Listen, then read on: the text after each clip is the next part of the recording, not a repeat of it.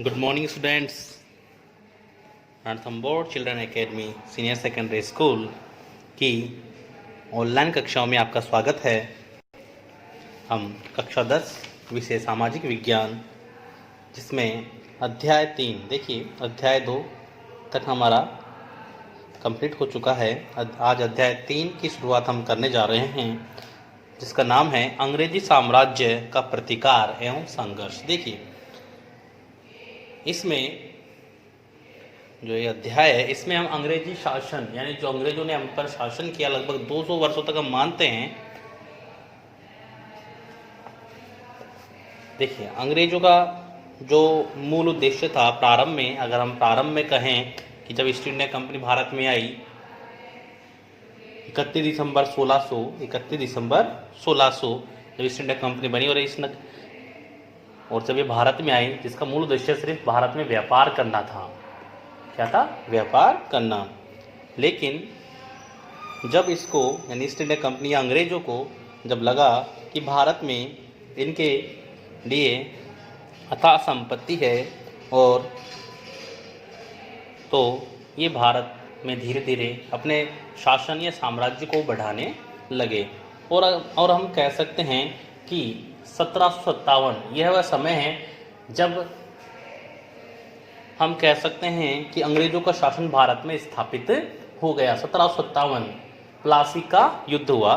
1757 में प्लासी का युद्ध हुआ, जिसमें बंगाल के नवाब जो सिराजुद्दौला थे और अंग्रेजी सरकार के मध्य एक युद्ध हुआ, प्लासी का युद्ध। इसमें बंगाल के नवाब सिराजुद्दौला की हार हुई और अंग्रेजों की विजय हुई और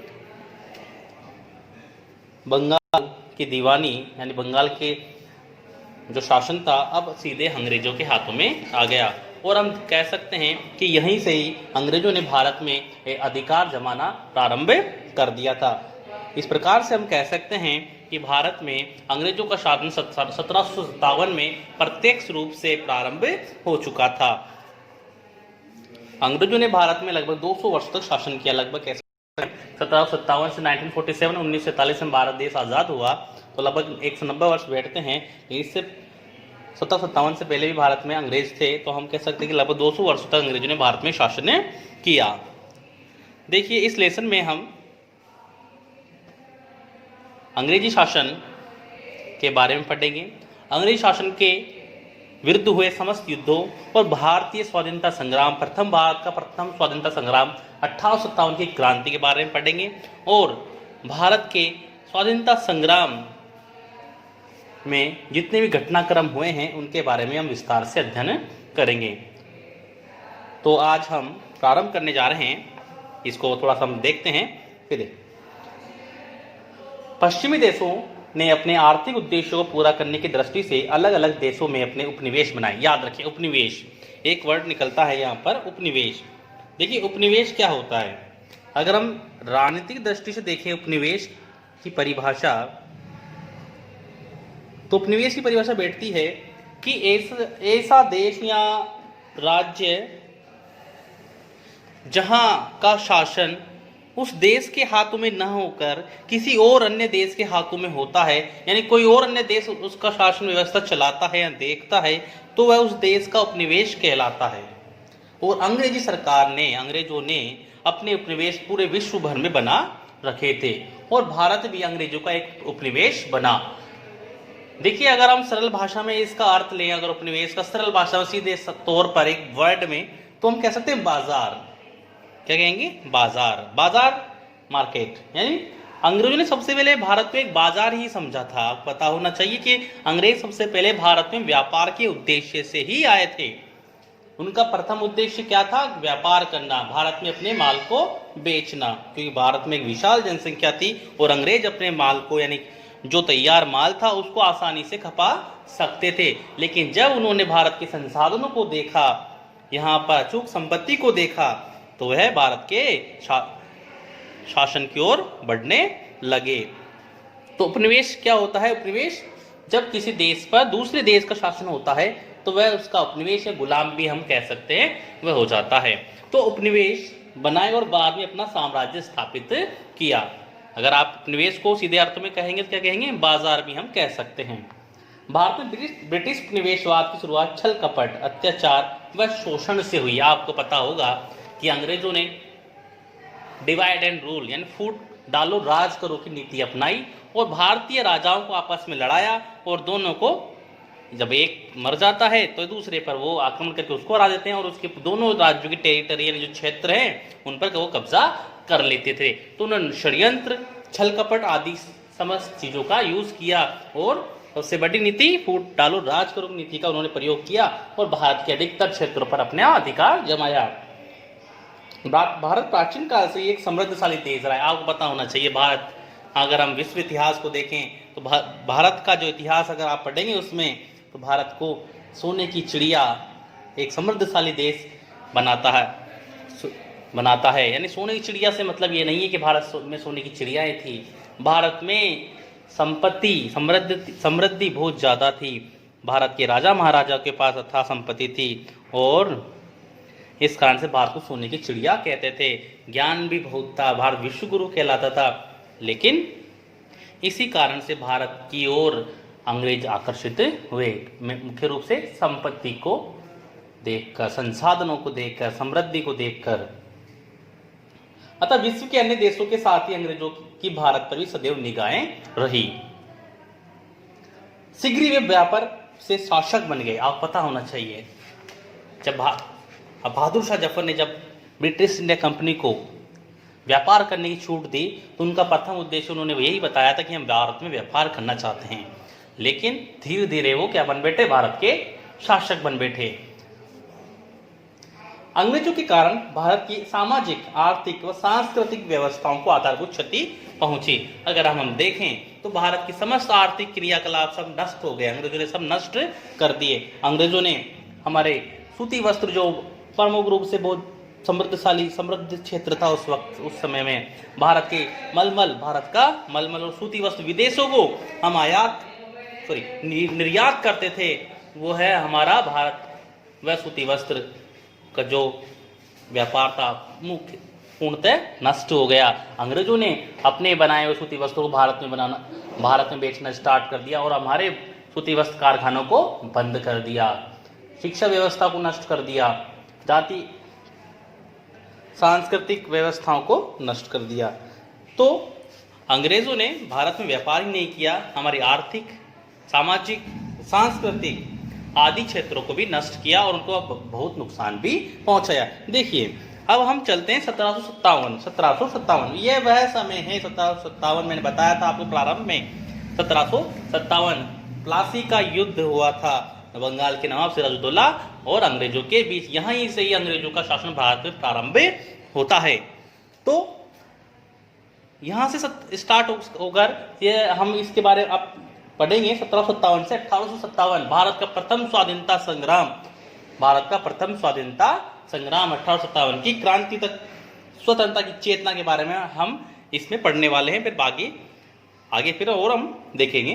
तो स्टार्ट करते हैं हम। 23 सितंबर 1600 को ब्रिटेन के प्रमुख व्यापारियों ने एक संयुक्त पूंजी उद्यम के रूप में the governor and companies of merchants of London trading into the east Indies, यानी हम ईस्ट इंडिया कंपनी इसको कह सकते हैं, के नाम से ब्रिटिश ईस्ट इंडिया कंपनी शुरू की। और 31 दिसंबर 1600 ईस्वी को, याद रखें आप, 31 दिसंबर 1600 इस ब्रिटिश इंडिया के निर्माण है ना को एलिजाबेथ प्रथम ने इस कंपनी को पूर्व के साथ व्यापार करने का अधिकार पत्र दिया। देखिए, अगर हम भारत को देखें तो भारत पूर्व में ही आता है, उत्तर पूर्वी गोलार्ध में आता है। ठीक है। 1612 ईस्वी में सूरत में ईस्ट इंडिया कंपनी ने स्थायी व्यापारिक कोटे स्थापित किए। याद रखें, 1612 में सर्वप्रथम सूरत में स्थायी कोटे स्थापित की। यानी अगर हम देखें तो भारत में अंग्रेजों का जो शासन या व्यापार था सूरत से ही प्रारंभ हुआ था। 1604 में मद्रास चेन्नई में फोर्ट सेंट जॉर्ज किले का निर्माण किया। 1717 ईस्वी में मुगल बादशाह फर्रुख सियर से एक फरमान प्राप्त कर कंपनी ने 38 गांवों की जिम्मेदारी प्राप्त कर ली। यानी यहाँ धीरे धीरे अंग्रेज शासन की ओर अग्रसर हुए। 3,000 रुपये नजराने के बदले में कंपनी के माल को सीमा शुल्क से मुक्त कर दिया गया। यानी एक बार नजराना दे दिया जाता और जो जितना भी जो कर होता था, सीमा शुल्क, चुंगी कर जो लगता था, उससे उन्हें मुक्ति मिल गई। चुंगी शुल्क मुक्ति के लिए अंग्रेजों को दस्तक विशेष अनुमति पत्र जारी करने का अधिकार दे दिया। कंपनी ने अपना ध्यान बंगाल पर अधिक केंद्रित किया।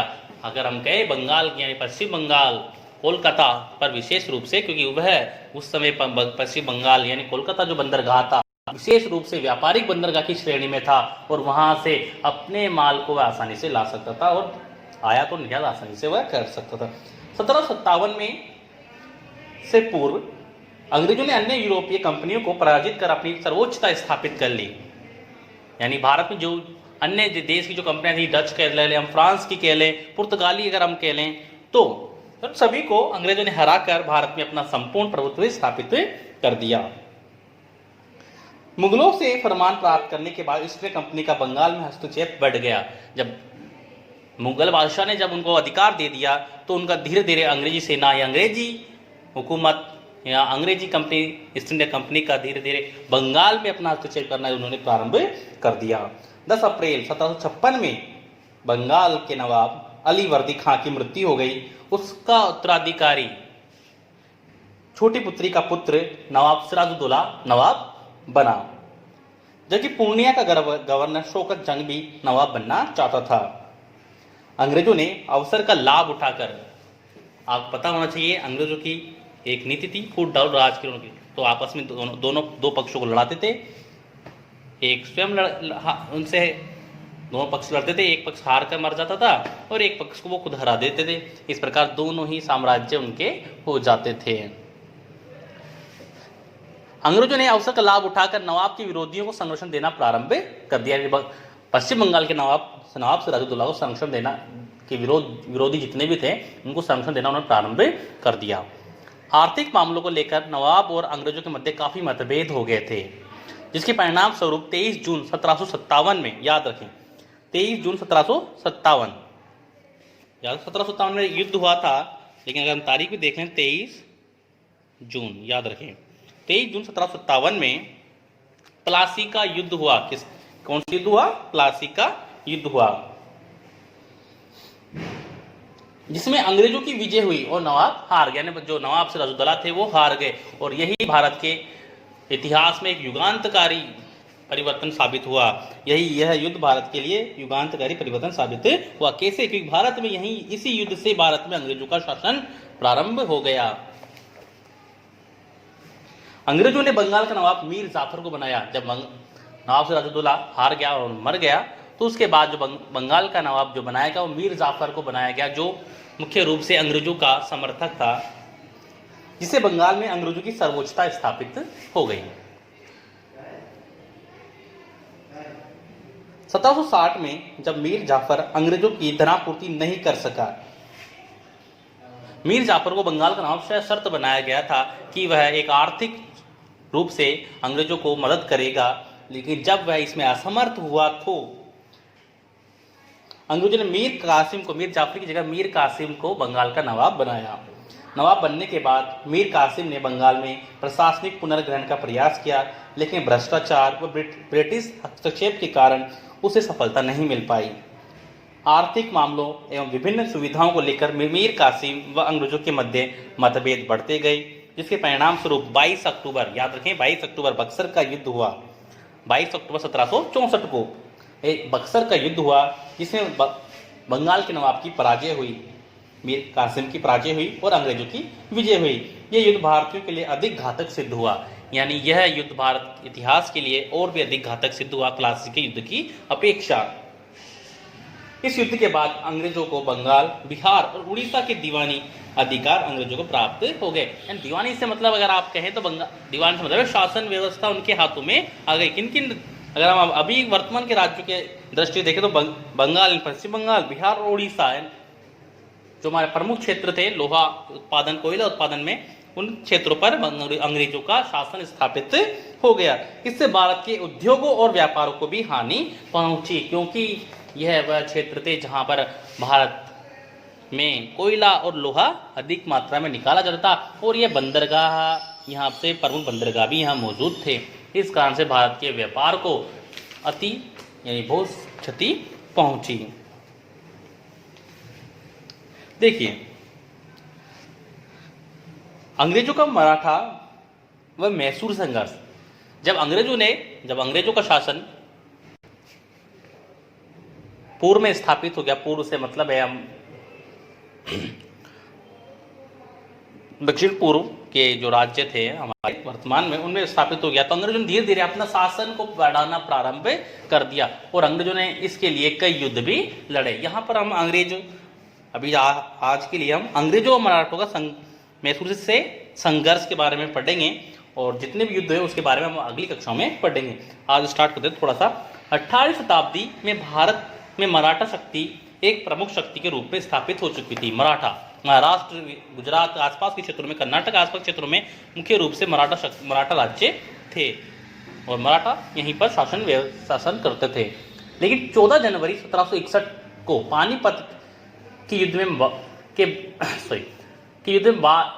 में मराठों की शक्ति कमजोर हो गई। अगर हम कहेंगे पानीपत का युद्ध के बाद, पानीपत का युद्ध जो 14 जनवरी 1761 को हुआ, उसके बाद मराठों की शक्ति में ह्रास हुआ, यानी कमजोर हो गए धीरे धीरे।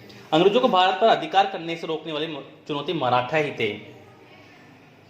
अब अंग्रेज मराठों को अपने अधीन करने का अवसर तलाश रहे थे। 1772 ईस्वी में पेशवा माधवराव की मृत्यु के बाद उसका भाई नारायण पेशवा बना, लेकिन पूर्व पेशवा का चाचा रघुनाथ राव पेशवा बनना चाहता था। और फिर वही बात अगर हम कहें तो अंग्रेजों ने इसी का लाभ उठाकर अब मराठा राज्य फूट डालने का अवसर मिल गया, यानी अंग्रेजों को फूट डालने का अवसर मिल गया कि दो पक्ष है आपस में, दोनों को लड़ा दो आपस में और वह शासन करते थे। फिर अंग्रेजों और रघुनाथ राव के मध्य 6 मार्च 1775 ईस्वी को सूरत की संधि हुई। सूरत की संधि अंग्रेजों और रघुनाथ राव के मध्य हुई, जिसमें अंग्रेज रघुनाथ राव पेशवा बनने में मदद करेंगे और पेशवा अंग्रेजों को बेसिन, सालसेट व सूरत की लगान का आधा भाग देगा। यानी यहां से जितना भी उसे लगान यानी कर प्राप्त होता है वह अंग्रेजों को देना पड़ेगा, आधा, याद रखें। इस प्रकार रघुनाथ राव की महत्वाकांक्षा तथा बंबई सरकार द्वारा उसके साथ की गई संधि ने मराठों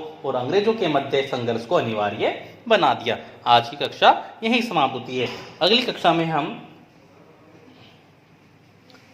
अंग्रेजों और मराठों के बीच हुए युद्धों के बारे में चर्चा करेंगे और मैसूर और अंग्रेजों के मध्य हुए उन युद्धों के बारे में भी हम चर्चा करेंगे। धीरे धीरे फिर हम 1857 क्रांति की ओर बढ़ेंगे। इसके बारे में हम विस्तार से जानेंगे। ठीक, धन्यवाद।